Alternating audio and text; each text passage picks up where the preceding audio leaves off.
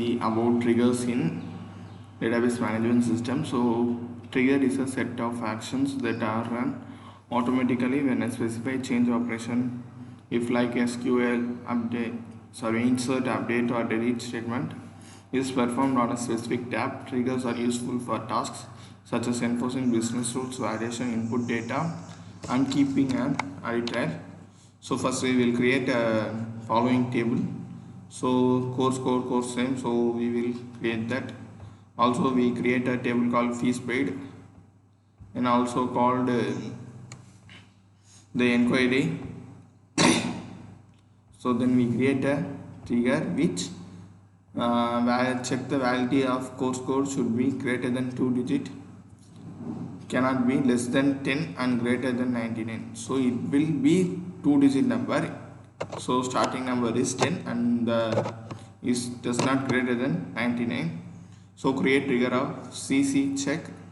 So before insert and course for each row, when new course code is checked for is less than 10 or greater than 99. So if it's greater than means it will return an error called invalid course code. So I created that and I just give 5 is less than 10. So it show me the error called system.check. So I give invalid course code. So there is an invalid course code. Then create a trigger which does not allow any DML operation over the inquiry table if the name of the user is student1. So no DML.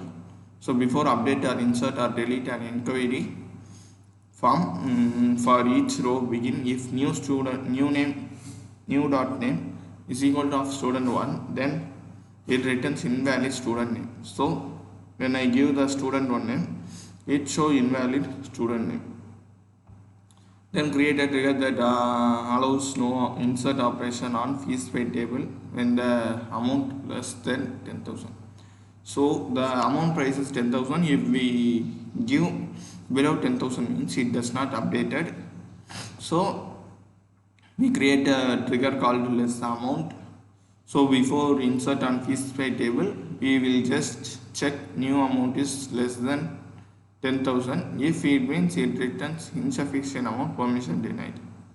So here it show me insufficient amount because we give only 5,000. If we give 10,000 or about 10,000, it will be work. So then for question, create a trigger to ensure no insert operation to be allowed in an inquiry table when the inquiry data is about 25 August 17.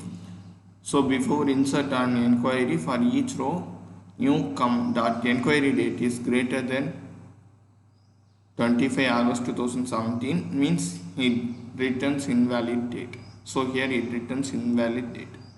So fifth one, create a trigger which does not allow any update operation in an inquiry table whenever the old value of update statement is not equal to the old value in the table.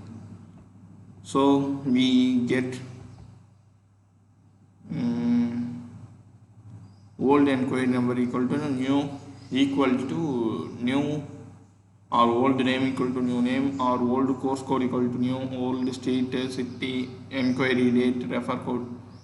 If everything is equal means it raises application permission denied.